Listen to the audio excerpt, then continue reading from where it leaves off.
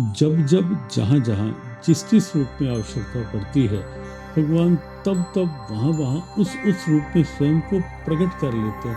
आपको पता है कि सब एक अपने घर के अंदर ही है, तो वो आपको ही देख रहे हैं, तो बिगाड़ने में, सुधारने में उसमें आपका ही हाथ है, आप किसी और को ब्लेम नहीं कर सकते।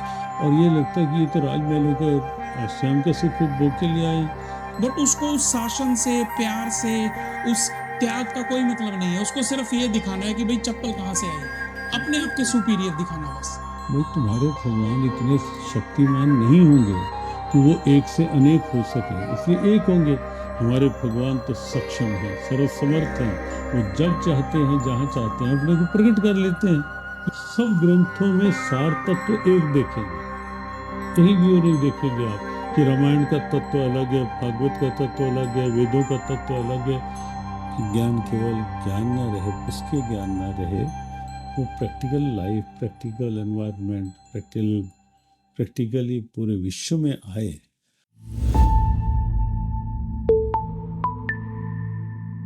जय श्री राम। राम से बड़ा राम का नाम।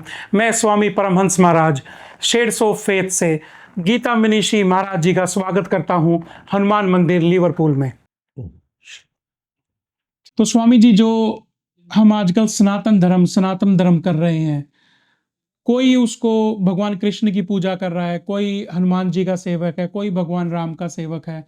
तो कहीं ना कहीं जो सनातन धर्म है वो इतना विस्तार में है, तो कई बार हम गाइडलाइन देते हैं उनको, कहीं कंफ्यूज भी कर रहे हैं। जैसे मैंने बोला कि एंजाइटी इशू है, क्योंकि हमारे रूट्स इतने स्ट्रोंग नहीं रहे गुरुकुल से, तो आजकल बच्चे कंफ्यूज भी हो रहे हैं। तो आप उसको एक सरल भाषा में करने के लिए आप क्या बताना चाहेंगे? देखो, सनातन धर्म जो है वो बहुत गहरा भी है, लेकिन गहरा होते हुए भी बहुत मधुर भी है। समुद्र गहरा है लेकिन खारी है। सनातन धर्म गहरा है लेकिन बहुत मधुर प्रेरणाएं हैं। सनातन धर्म बहुत विस्तारित भी है, लेकिन सनातन धर्म सार में भी है। सनातन धर्म में आप देखेंगे वेद भी हैं, पुराण भी हैं, भगवद गीता भी है, रामायण भी है। रामायण के अलग अलग प्रकार आप देखेंगे, कहीं वाल्मीकि रामायण है, कहीं रामचरितमानस है, ये अलग अलग देखेंगे। तो प्राय आज का युवक भी थोड़ा कंफ्यूज रहता है कि हम करें तो क्या पढ़े करें। क्या, मतलब इतने ऑप्शंस हैं हमारे पास। और ये भी है सनातन धर्म में, बहुत से लोगों को लगता है कि सनातन धर्म में कितने भगवान हैं। अब और 33 करोड़ देवी देवता ये भी बोलते हैं है, जो। 33 करोड़ है, लेकिन मंदिर में भी आओ तो 5-7 तो मिलते ही हैं हर बिल्कुल हर बिल्कुल। मंदिर में। तो कुछ अलग अलग विचारधाराएं भी कंफ्यूज कर देती हैं। तुम कहाँ जगह जगह मत्था टेकते रहते हो, कभी ये पढ़ते हो, हमारे यहाँ आओ, हमारे यहाँ तो एक ही है, एक ही शास्त्र है, एक ही जगह सर झुकाओ। तो आपके यहाँ तो अलग अलग। लेकिन हम इसका एक दो वाक्यों में बताना चाहेंगे। पहली बात तो भगवान अनेक नहीं है। हाँ, सनातन धर्म का ये गौरव है जो केवल सनातन धर्म का है, विश्व के किसी के पास नहीं है। हमारे यहाँ दो बातें हैं। एक तो ये कि अपने यहाँ अवतारवाद की परंपरा है। जब जब जहाँ जहाँ जिस जिस रूप में आवश्यकता पड़ती है, भगवान तब तब वहाँ वहाँ उस रूप में स्वयं को प्रकट कर लेते हैं। इनकारनेशन भगवान का उस रूप में हो जाता है। तो जिस रूप में भगवान आते हैं, राम रूप में आए, एक विशेष उद्देश्य के साथ है। आपने एक प्रश्न भी किया था कि बहुत से लोग कहते हैं कि राम अगर भगवान हैं तो 14 वर्ष वनों में वनवास क्यों घूमते? किया? और भाई, वो भगवान बने ही तब। अगर केवल अयोध्या के राजमहलों में रहते तो राजा राम कहलाते, और ये लगता कि ये तो राजमहलों का स्वयं का सुख उपभोग के लिए आए हैं।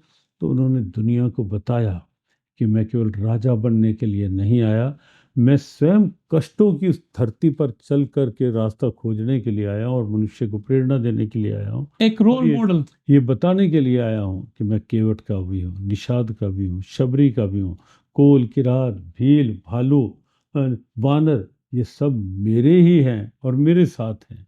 तो वनवास के बाद ही प्रभु राम का वो आदर्श प्रकट हुआ था कि भगवान सबके हैं, सब उनके हैं। तो जहाँ तक भगवान की बात है, एक अवतार होता है, वो हमारा आदर्श, वहाँ की प्रेरणा। दूसरा होता है अलग अलग, और जहाँ जहाँ कोई विशेष कार्य करना होता है, जैसे हनुमान जी के रूप में, एक पराशक्ति के रूप में भगवान ने स्वयं को अपनी अंश अवतार, तो भगवान शिव भगवान के शिव का ही अंश अवतार। अवतार माने जाते हैं, प्रकट किया विशेष कार्य के लिए। और वो उन्होंने वो कार्य कर दिखाए, दुर्गम का जगत के जेते, सुगम अनुग्रह तुम रहते थे, करके दिखाए, वो आस्था बन गए। तो एक तो ये है भाई, हम ये कहते हैं, जो ये प्रश्न उठाते हैं कि आपके एक भगवान, कई भगवान है, हमारा तो एक ही होता है। भाई तुम्हारे भगवान इतने शक्तिमान नहीं होंगे कि वो एक से अनेक हो सके, इसलिए एक होंगे। हमारे भगवान तो सक्षम हैं, सर्वसमर्थ हैं, वो जब चाहते हैं जहाँ चाहते हैं अपने को प्रकट कर लेते हैं, तो इसलिए हमारे भगवान एक से अनेक हो जाते हैं। तुम्हारे नहीं होते तो हम क्या करें भाई। तो एक बात और इसमें है, तुम्हारे यहाँ आस्था की स्वतंत्रता नहीं है। सबको एक डंडे से हाँकने की बात है कि तुम्हें यही मानना है, you will have to follow this, यही माई वे, मानना, यही मानना इट्स होगा माई वे तुम्हें। और हाईवे। हम हाईवे कुछ भी हो, लेकिन अपने यहाँ आस्था की स्वतंत्रता है। तुम राम को मानो, तुम्हारी आस्था कृष्ण की है, मानो। तुम्हें हनुमान जी अच्छे लग रहे हैं, प्रिय लगते हैं, तो उन्हें अपना मानो सर्वस्व।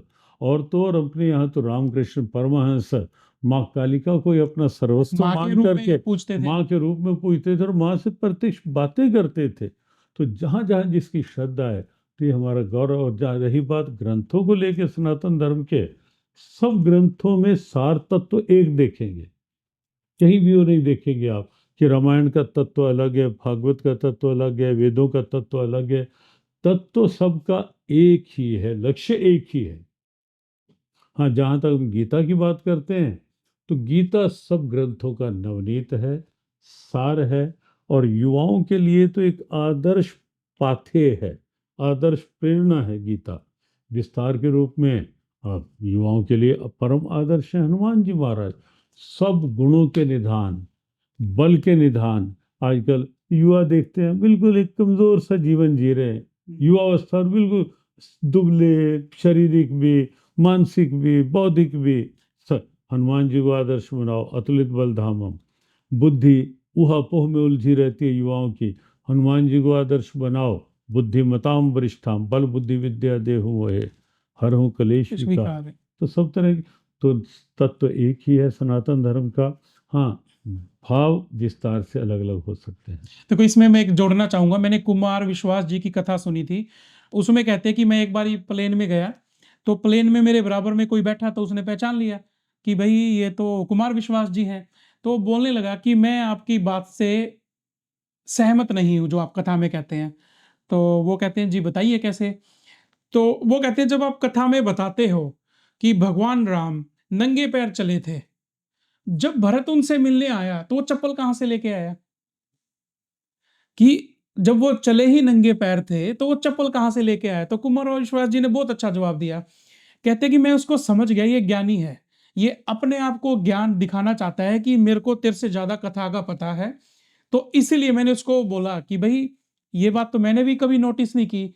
तो जो हमारा युवा फंसा हुआ है, वो फंसा हुआ है कि अपने आप को ज्यादा सुपीरियर बनाने के उसमें, रादर देन भाव में, कि क्या एक भाई के 14 साल के वनवास में अपनी चप्पल को उनकी रख के भी शासन कर सकता है, बट उसको उस शासन से, प्यार से, उस त्याग का कोई मतलब नहीं है। उसको सिर्फ ये दिखाना है कि भाई चप्पल कहाँ से आई, अपने आप के सुपीरियर दिखाना बस। तो कहीं ना कहीं वो इशू है। हम जब कल ऑस्ट्रेलिया आए, तो काफी लोग एक परिवार में बैठे थे हम, तो एक ने ये प्रश्न किया कि बच्चे आजकल मानते नहीं, तो हम करें क्या। तो हमने कहा उसके लिए पहले पेरेंट्स को स्वयं अपना एक आदर्श बनाना होगा। जी। घर को एक ऐसा वातावरण देना होगा पेरेंट्स को कि जहाँ जिस वातावरण में सात्विकता हो, आध्यात्मिकता का प्रभाव हो, जहाँ आरती भी हो, पाठ भी हो, और परिवार में आपस में प्यार सद्भाव भी हो। और स्वयं जब वो ऐसा आचरण बनाएंगे कि हमारे सनातन धर्म में केवल मौखिक प्रवंचना कर देना पर्याप्त नहीं, पर उपदेश कुशल बहु तेरे को हमारे ऋषियों ने नहीं माना। हमारे ऋषियों ने भी ये माना है कि स्वयं अपने आचरण के द्वारा, example is better than precept, उपदेश की अपेक्षा उदाहरण बनो। एक्शन स्पीक, क्योंकि action speaks higher than words. शब्दों की अपेक्षा आपके व्यवहार, आपका आचरण, आपकी क्रियाएं अधिक बोलती हैं। तो जब तक बड़े ऐसा आचरण नहीं बनाएंगे जो छोटे देखें, तो वो देखेंगे तो वो वैसा वातावरण में ढलने का प्रयास करेंगे। तो पहली आवश्यकता ही यही है कि पेरेंट्स स्वयं अपने आप को एक रोल मॉडल बने। संयमित, सात्विक, संतुलित जीवन का आदर्श घर परिवार में बने, ताकि बच्चे उनको देखकर समझ सकें कि जीवन में ऐसा बनाना है। ऐसा जीना चाहिए। काफ़ी माताएँ बहनें आती हैं हमारे पास, बोलते हैं कि हमें 10 मिनट के बाद जाना है, तो हम पूछते हैं कि आप आए हैं, बैठे हैं अभी, कीर्तन कीजिए। तो वो कहेंगे कि हमारा बच्चा गाड़ी में वेट कर रहा है। आप उनको बुला लीजिए, 14 साल का बच्चा, 12 साल का बच्चा। तो वो कहेंगे कि ये धर्म हमारा नहीं है। आप उनकी सुनोगे तो ये धर्म हमारा नहीं है। तो जब हम माताओं की ये बात सुनते हैं तो वो बोलते हैं कि हमारे बच्चे बिगड़ गए हैं। मैं यही पूछता हूँ उनसे कि हाँ, बिगाड़ने वाला कौन है? ना तो उनके चाचा है, मामा है, बुआ है, कोई रिश्तेदार नहीं है। तुम माँ-बाप ही हो, तुम्हें ही देख के बच्चा ऐसा हुआ है। यदि काफ़ी पेरेंट्स आते हैं, बच्चे एक रोल मॉडल, माँ-बाप उनके रोल मॉडल की तरह काम करते हैं। बहुत से बच्चे सात्विक हैं, उधर ढोल बजाते हैं, कीर्तन भी करते हैं, सब कुछ करते हैं। यदि आप सही काम करोगे, तो बच्चा तो आपको ही देख रहा है ना, यहाँ कोई रिश्तेदार, गाँव में तो आप आए हैं, आपको पता है कि सब एक अपने घर के अंदर ही हैं। तो वो आपको ही देख रहे हैं, तो बिगाड़ने में, सुधारने में, उसमें आपका ही हाथ है, आप किसी और को ब्लेम नहीं कर सकते।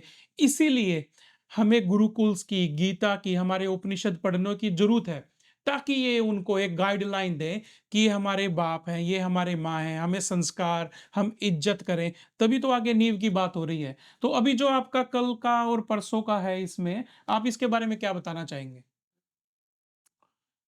अ, वास्तव में 2 वर्ष पूर्व, लगभग इन्हीं दिनों में, अप्रैल के अंतिम सप्ताह में, हरियाणा सरकार और यहाँ सिडनी एएचए और सभी लगभग 70 संस्थाओं की सद्भाव से एक इंटरनेशनल गीता फेस्टिवल हुआ था। तो यहाँ का जो एक मुख्य ICC international convention centre centre में, है, हाँ जी। तो वहाँ सेमिनार हुआ था। पैरामाटा रिवर पे महाआरती हुई थी, जी। शोभा यात्रा हुई थी। सिडनी की जो प्रोविंशियल पार्लियामेंट है, काउंसिल है, वहाँ मेलबर्न की प्रोविंशियल पार्लियामेंट और जो कैनबरा की फेडरल पार्लियामेंट है, उन सब में सेमिनार हुए थे। और वहाँ भगवत गीता को सम्मानपूर्वक भेंट किया भेंट गया, भी किया गया था, जी। और उन्होंने भी पूरे आदर से भगवत गीता को वहाँ स्थान दिया। और इस ढंग का कार्यक्रम हुआ था। तो 2 साल के बाद फिर हमारा आना हुआ है। कल एक भगवत गीता पे कुछ अलग अलग टॉपिक्स पे, विशेष रूप से फ्रॉम नॉलेज टू प्रैक्टिकल, कि ज्ञान केवल ज्ञान ना रहे, पुस्तकीय ज्ञान ना रहे, वो practical life, practical environment, practically पूरे विश्व में आए। तो उस पे एक सेमिनार है, कुछ अलग अलग स्पीकर उससे रहेंगे, कुछ क्वेश्चन आंसर रहेंगे। तो और परसों दिन में श्री मंदिर में कुछ हवन हवन है, होगा। हाँ जी, हाँ जी। और फिर शाम के समय 4:30-5 बजे से पैरामाटा रिवर पे ही आरती होगी। वहाँ महाआरती होगी। माँ गंगा तो है नहीं, हम उसी को हाँ, एक स्वरूप मान के। वो तो अपने यहाँ तो भाव का महत्व तो है ना। जी, बिल्कुल, और बिल्कुल। अपने भारत में, सनातन धर्म में तो थन्ने जैसे भक्त एक पत्थर में भी परमात्मा वो को मानो तो मैं प्रकट कर पत्थर हूँ, मानो तो भगवान। हाँ। तो भाव की बात है। तो वो हमारी आस्था, तो हम अपनी आस्था की पूजा करते हैं, किसी जड़ वस्तु की नहीं। तो उस रूप में हम अपनी आस्था गीता और गंगा के रूप में वहाँ प्रकट करके गंगा जी की आरती, गीता जी की आरती और कुछ सांस्कृतिक कार्यक्रम उसमें होंगे, ताकि बच्चे भी एंजॉय कर सकें, बड़े को इच्छा प्रेरणा ले सकें, और अपना सनातन धर्म एक गौरव प्राप्त कर सके, और हम सब उसके महत्व को समझ सकें। एक लास्ट में सवाल पूछना चाहूँगा कि जो अभी हमारा कल इवेंट भी है कि हम गीता को कैसे मानें, कैसे अपने जीवन में उतारें, डेली लाइफ में डेली लाइफ में कैसे करें? तो आप इसका क्या एक रस देना चाहेंगे? मुझे लगता है भगवत गीता हर रूप में, डेली लाइफ के लिए सबसे पहली बात हम कहेंगे कि मैं जहाँ हूँ वहाँ मेरा कर्तव्य क्या है। हर व्यक्ति ये मान कर के चले कि what is my duty where where I am. जहाँ हूँ, मैं स्टूडेंट हूँ तो मेरा पहला कर्तव्य क्या है। घर में हाउस होल्डर हूँ तो मेरा पहला कर्तव्य क्या है। मैं एक कर्मचारी हूँ तो मेरी ड्यूटी क्या है। तो और गीता, इसका ये संधि गीता पढ़ेंगे तो आपको लगेगा स्टूडेंट हूँ तो मुझे फ्यूचर की टेंशन नहीं लेनी, मुझे कर्म करना। प्रेजेंट में अपनी पूरी एनर्जी अपनी पढ़ाई में लगानी है, इधर उधर ध्यान नहीं बटाना। घर परिवार में हूँ तो मुझे अ, केवल मात्र घर के बाहर के सेटअप गेटअप पे ध्यान नहीं देना, वो भी दो, लेकिन बच्चों को अच्छे संस्कार कैसे मिले, घर का प्यार कैसे बना रहे, परस्परम भावयंता गीता ने कहा, आपसी सद्भाव बना के घर परिवार को चलाएं। आप कहीं जॉब करते हैं तो इस सोच के साथ करें, मुझे क्या मिलेगा ये सोच पहले नहीं रखो। वो मिलेगा जो आपके भाग्य में होगा, कोई नहीं रोक सकता। लेकिन मैं क्या दे सकता हूँ, मैं क्या कर सकता हूँ, तो गीता की सोच वो है, वो बनाने की। तो जब हम गीता को डेली लाइफ में लेंगे तो निश्चित कर्तव्य निष्ठा बढ़ेगी, सद्भाव बढ़ेंगे, ईश्वरीय कृपा का आनंद मिलेगा, मानसिक संतुष्टि मिलेगी, life values, family values, character values और सोशल वैल्यूज़, ह्यूमन वैल्यूज़ सब गीता के माध्यम से मिलेगी, जिससे ना केवल जीवन अच्छा जीवन बनेगा, अपितु आपसी प्रेम और सद्भाव बढ़ेगा। न केवल आप मुस्कुराओगे, अपितु पूरी मानवता मुस्कुराएगी। और जब सब मुस्कुराएंगे तो भगवान भी मुस्कुरा देंगे कि जैसी दुनिया मैं चाहता हूँ वैसी दुनिया अब दिख रही है, और वो निश्चित आपको दिखेगी। आओ गीता से जुड़ो, आगे बढ़ो। तो जय श्री राम। जो मेरे को समझ आया लास्ट में सार, कि गीता में कहीं भी हम अपने एंजाइटी इशू में फंसते हैं तो हम कोई भी बुक का पेज खोलें, उसे हमें वहां से कुछ ना कुछ सीखने को मिलेगा। आपको कोई थॉट आ रहे हैं गलत, कोई गलत भाव आ रहा है, तो आप गीता को कोई भी खोल लीजिए, पेज को जो भी आप खोलना चाहें। आपको शुरू से पढ़ने की जरूरत नहीं है, आपको उसमें से कुछ ना कुछ सीखने को मिलेगा ही। आप अपने इस फियर से ओवरकम हो पाएंगे। और कल और परसों जो अपना इवेंट है, जो हम डेली लाइफ में गीता का कैसे यूज कर सकते हैं, और कुछ हमारे स्पीकर भी हैं जिन्होंने उसका यूज किया है एज ए रोल मॉडल। जैसे स्वामी जी ने कहा कि कई बार हम रोल मॉडल से ज्यादा सीखते हैं, तो कल वो आपके सामने रोल मॉडल भी बताएंगे कि उन्होंने कैसे अपने आप को बदलाव किया। तो जय श्री राम। राम से बड़ा राम का नाम।